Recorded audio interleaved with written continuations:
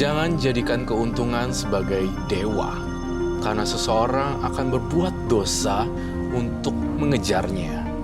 Berikutnya akan hadir seorang perempuan yang mengaku terpaksa melakukan pesugihan. Malam hari ini kami akan panggil dia dengan nama samaran. Kami persilahkan Lia.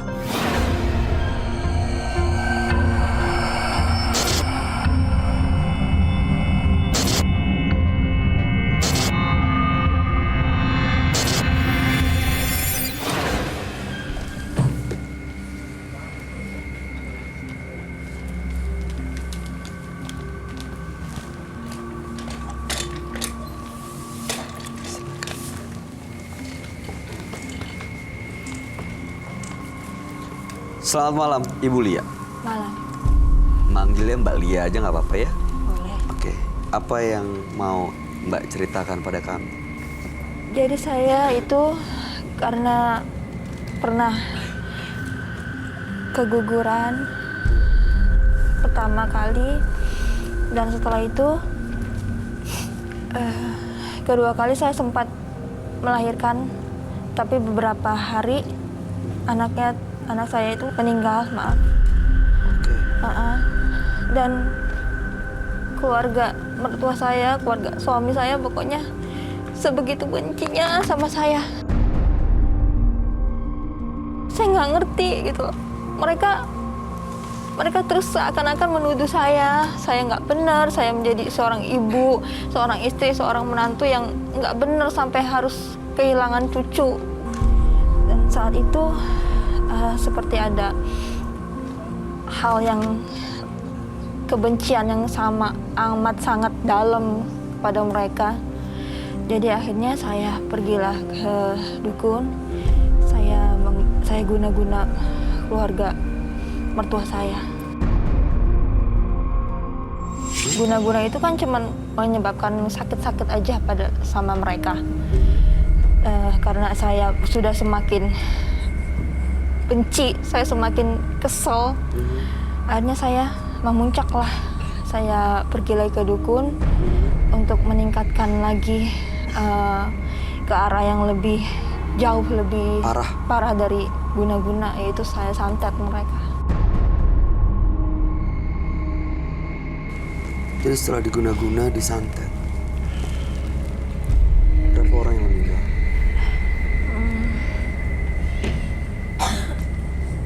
Lima orang. 5 orang. Ya, termasuk suami saya. Suami Mbak juga meninggal? Iya. Begitu sakit ya? Sampai harus menghilangkan nyawa orang. Malam hari ini tujuannya apa datang ke Menembus Mata Batin? Saya datang ke sini untuk tobat dan menghilangkan. Saya tuh ngerasa masih ada sosok-sosok yang mengikuti saya. Jadi saya tuh nggak tenang. Saya pernah kayak kedengeran ketawa gitu, ketawa perempuan. Ngerasain tuh kalau misalnya mereka datang itu nggak enak gitu di badan saya. Malah kalau saya panggil ya mereka datang. Oh, pernah dipanggil? Ya. Untuk apa ya? Ya untuk mengganggu keluarga. Cara memanggilnya gimana? Ya saya sebut 3 kali namanya. Nama siapa? Sosok itu.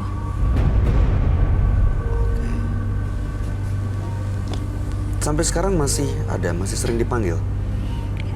Udah enggak sih.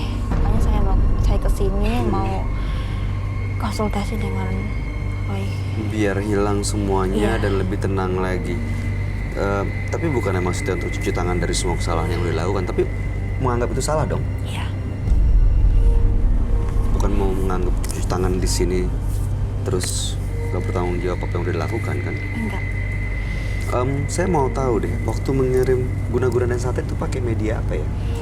Ya, jadi saya itu pergi ke dukun. Dan dukun itu cuman minta darah dari yang ada darah dari hari pertama saya. Dan itu semuanya dukun yang lakuin. Jadi saya tinggal terima beres dan ntar selang berapa hari dari yang saya kasih itu, tiba-tiba saya dapat kabar kalau salah satu dari keluarga mertua saya itu meninggal. Entah meninggalnya karena apa, itu nggak wajar juga sih sebenarnya meninggalnya. Terus kalau Jadi sampai 5 orang yang meninggal 5 kali bolak-balik Iya, melakukan hal yang sama. iya. Yang dari yang paling saya nggak, benar-benar saya istilahnya amat sangat benci, Yaitu mertua saya. Mbak Hesti, ada komentar? Gak ada, takut aku komentar juga. Apa takut? Apa yang dirasain? Apa ya? Kayak nggak tahu dah, nggak bisa berkomentar. Iya, nggak habis pikir ya. Mungkin karena sakit hati, akhirnya gelap mata begitu mudah menghilangkan Iya, nyawa betul. orang lain. Iya, Bahkan suaminya sendiri. suaminya sendiri loh itu. Mudah-mudahan Balia bisa mendapatkan solusi dari masalah yang lagi dihadapi ya. Kami akan langsung ajak Balia untuk ketemu dengan sahabat kami. Dia adalah seorang indigo. Kami persilahkan Roy Kiyoshi. Sebelumnya, tim Mata Batin sudah memberikan tanggal lahir dan nomor rumah partisipan kepada Roy Kiyoshi. Dengan mata batinnya, Roy akan membaca berdasarkan angka yang kami berikan. Lia tinggal di rumah bernomor 84. Terlahir tanggal 3 Juli 1993. Sosok berwatak baik, namun berperangai agak aneh. Perasaannya mudah tersinggung dan emosinya meledak-ledak. Saya melihat Lia terperangkap dalam perjanjian yang memaksa untuk dia jalani. Saya melihat sosok hantu kembar.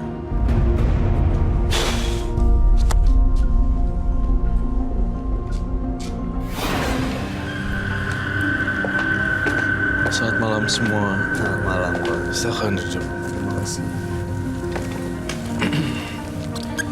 Lia, tanggal 3 bulan 7 1993 dengan nomor rumah 84. Mbak Lia ini mengirimkan santet dan guna-guna kepada keluarga mertua dan juga bahkan suaminya sendiri. 5 orang sudah dikorbankan, mereka meninggal dunia karena sakit hati. Dan belakangan sering terasa ada sosok yang mengganggu. Makanya malam hari ini sudah mengakui semua kekhilafan, kesalahannya dan ingin supaya benar-benar terbebas dan juga hidup lebih bahagia. Ya, betul. Baiklah, saya akan membantu memecahkan misteri teka-teki misterinya Lia. Saya melihat di sini ada sosok perempuan magis. Kamu melihatnya ada di mana, Roy? Saya melihatnya di dalam tubuhnya Lia, dan dari cahaya matanya pun Lia sebenarnya tangisannya seperti seseorang yang merintih kesakitan dan kesedihan seperti itu. Di balik tubuhnya Lia ini sebenarnya yang menangis itu sebenarnya hantunya. Saya ngerasa ada sosok hantu perempuan di sini. Itu yang saya rasakan. Dan santetnya pun juga mengandung bau-bau kematian. Aduh. Sosok ini jadi udah menyatu dengan Lia. Iya, sudah menyatu dengan Lia, hampir mirip dengan Lia jadinya. Itu yang saya lihat. Oke. Jadi saya ngerasain perempuan yang sangat sadis sekali, yang tersembunyi, dan saya ngelihat masih belum keluar. Saya nggak bisa kebayang apa jadinya kalau hantu perempuan ini keluar ya. Kamu kasih nama kan ya? Kamu bisa panggil dia kan ya? Ya, Namanya dari mana ya? Kamu namain sendiri? ya. Kamu namain sendiri. Mau dipanggil? Oh, siapa namanya? Namanya siapa? Namanya Eti. Siapa? Eti. Eti. Iya, Kamu bisa panggil? bisa. Eti, nama hantu perempuan tersebut.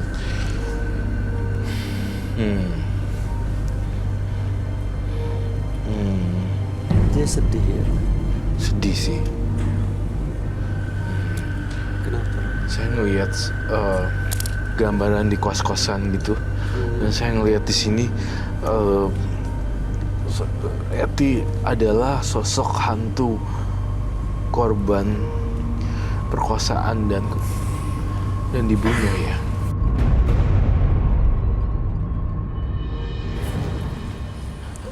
Saya ngelihat di dalam pikiran saya dia diperkosa dan melalui dimasukkan ke dalam sebuah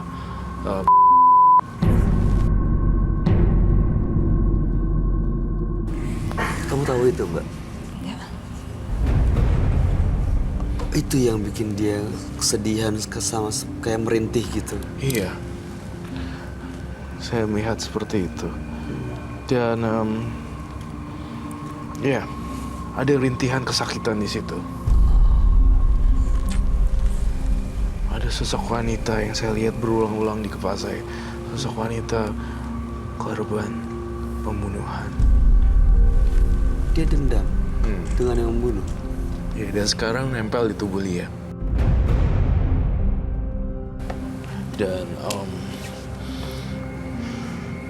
guna-guna, apa yang maksudnya guna-guna ya di sini ya? Bikin apa? Guna-gunanya waktu itu bikin sakit. Ya,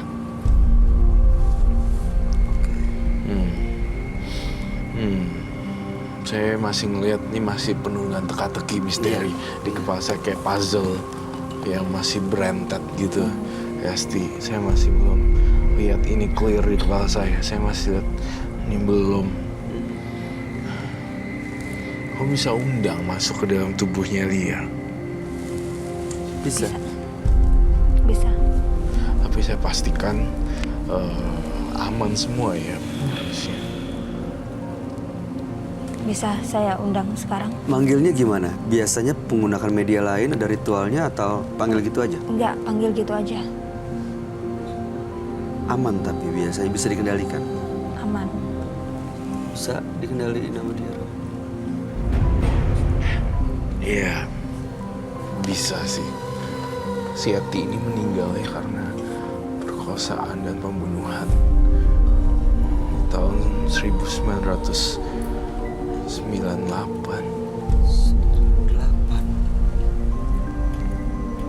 Oh,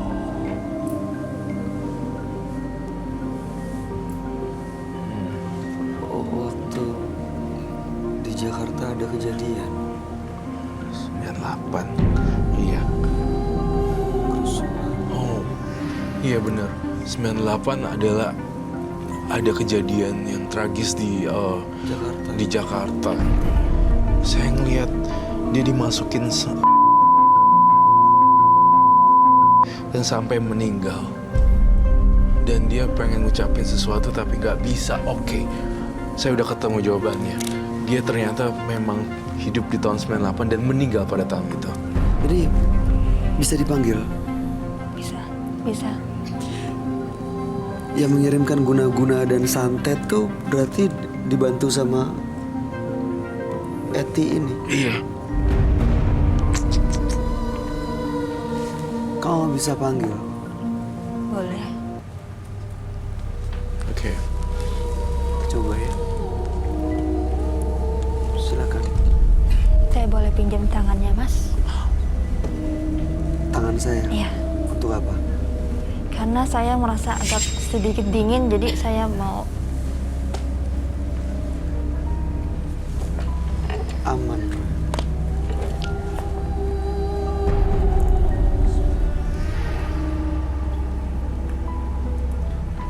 Eti.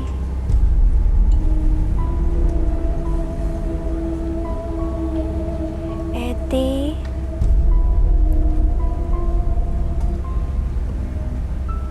Eti.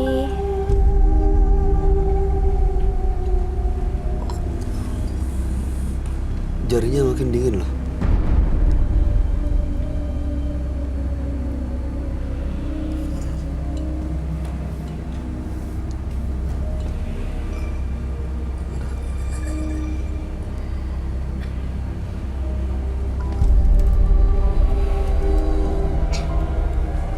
Oke.